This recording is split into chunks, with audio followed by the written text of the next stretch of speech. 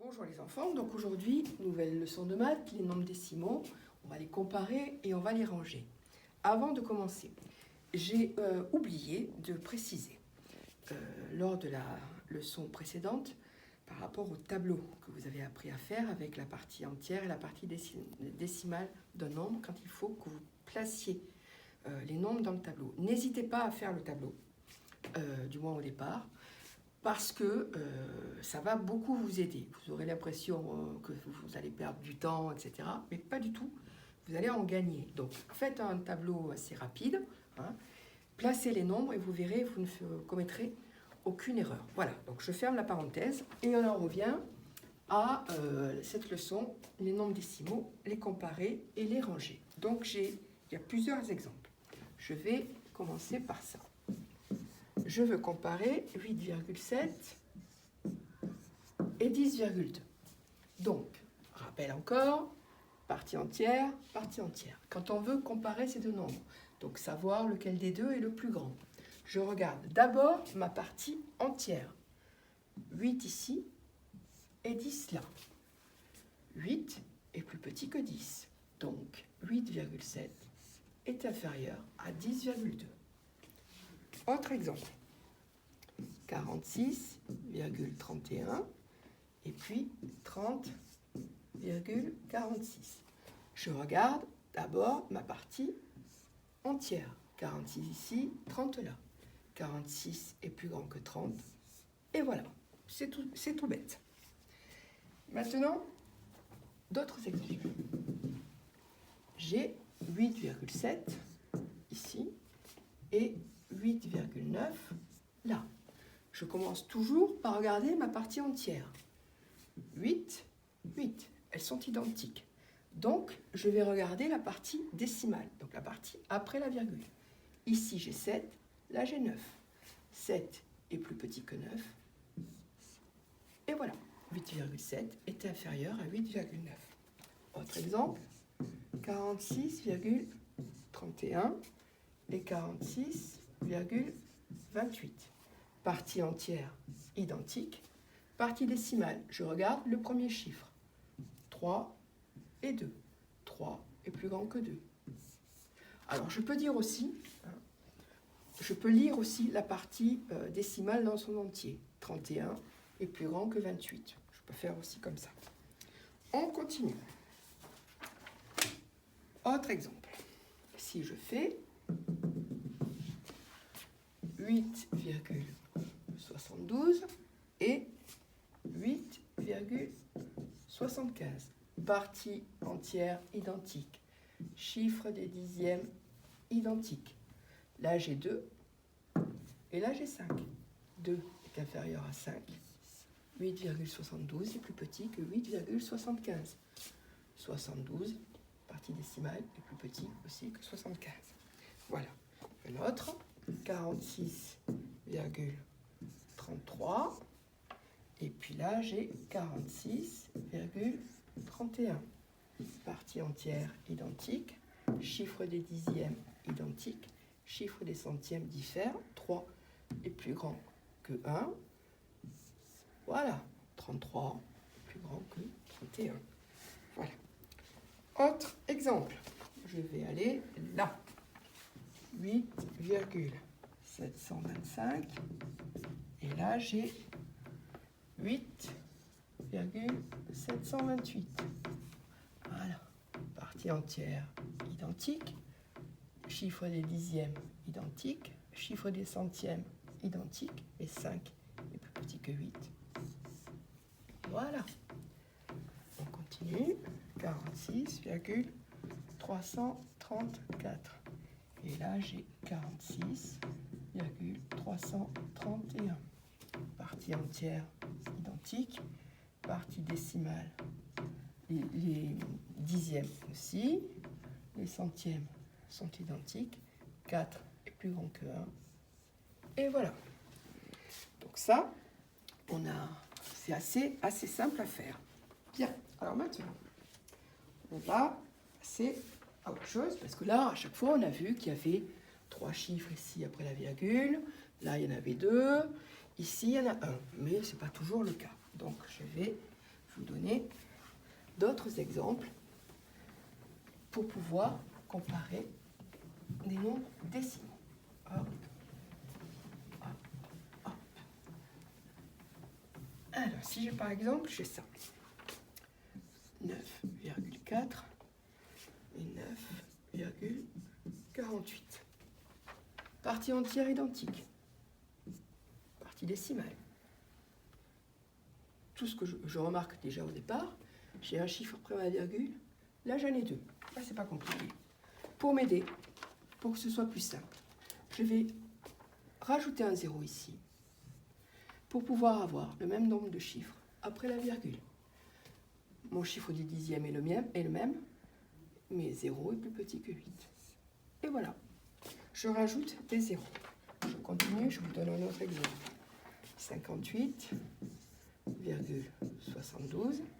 Et là, j'ai 58,7. Donc, les parties entières sont identiques. Voilà. Mais les parties décimales, il n'y a pas le même nombre de chiffres. Bah écoutez, hop, je rajoute mon 0. Voilà. Et je peux facilement les comparer maintenant. Voilà, 58,72 est plus grand que 58,7. Allez, un autre exemple. Si je fais 10,24 et ici 10,246, voilà. Ben, je peux le faire déjà automatiquement. Hein. Je me rends compte que là, j'ai que 2 chiffres. Là, j'en ai 3. Et voilà, je rajoute un 0. Puis après, maintenant, vous pouvez comparer. Hein, plus facilement, plus rapidement. N'hésitez pas à le faire. N'hésitez pas à rajouter des zéros si nécessaire. Alors, bon, là, on avait 2 chiffres, un chiffre, 2 chiffres, 2 chiffres, 3 chiffres. Bon, on va continuer un petit peu. Là, j'ai toujours 9,4.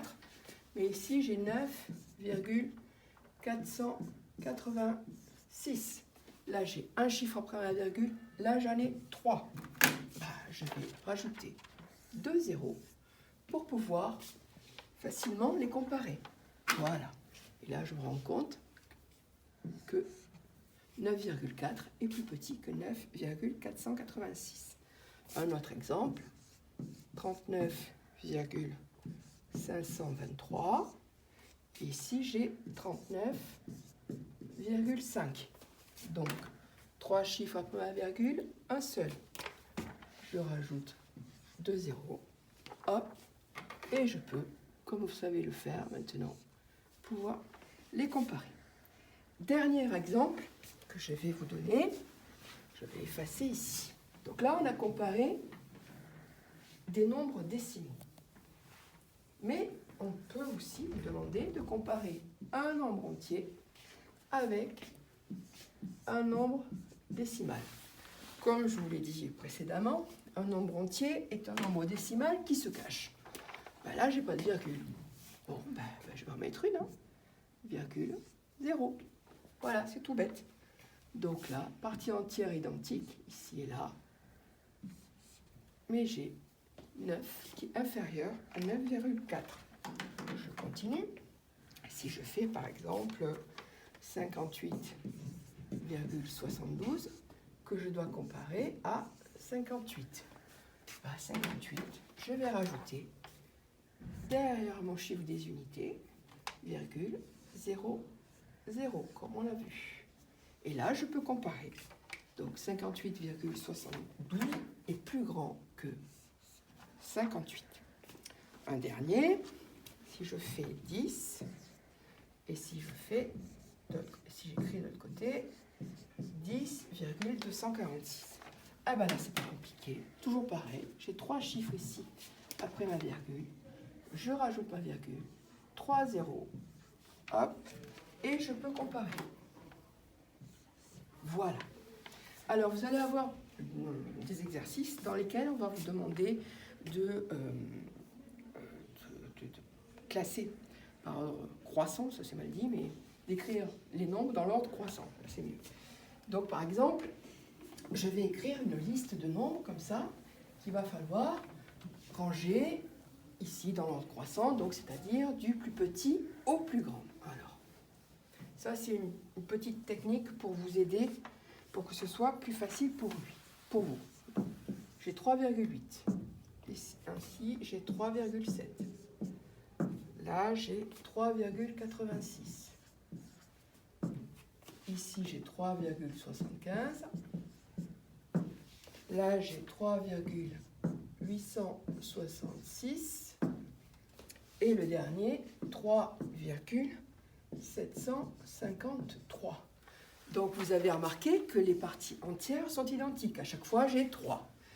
Mais dans les parties décimales, il n'y a pas toujours le même nombre de chiffres. Et pourtant, ces nombres-là, il va falloir que je les classe du plus petit au plus grand. Bon, alors je regarde tous mes nombres et je remarque que dans ces deux derniers, j'ai 3 chiffres après ma virgule. Là, je n'en ai que 2. Qu'est-ce que je fais? Je rajoute un 0. Là, je n'en ai que 2. Je rajoute un 0. Là, je n'en ai qu'un. Je rajoute 2 zéros. Et là, je n'en ai qu'un aussi. Et je rajoute 2 zéros. Et là, ça va être beaucoup plus facile pour les classer, pour les mettre dans l'ordre croissant. Donc, on y va. C'est parti. Donc, le plus petit des 3, enfin de tout cela, plutôt, c'est 3,700. Alors, j'écris 3,7. Le bar, quand je l'ai utilisé, hein, ça m'aide. Je réécris le nombre de départ. Hein. Je n'écris pas les zéros que j'ai rajoutés. Plus petit que 3,750, donc 3,75. Je le barre quand je l'ai utilisé. Ensuite, j'ai 3,753. Hop, je l'écris. Je le barre quand je l'ai utilisé. Ensuite, j'ai, parmi ce qui me reste, 3,800, donc 3,8. Je le barre. Hop, il m'en reste 2. Donc, c'est celui-ci, 3,86. Hein, je ne marque pas la 0. Et pour finir, 3,866. Voilà, donc j'ai écrit ces nombres dans l'ordre croissant. Surtout, n'hésitez pas à rajouter les zéros. Voilà, c'est tout pour aujourd'hui les enfants. Et la leçon, les exercices et les corrections arrivent bien évidemment. À bientôt, au revoir.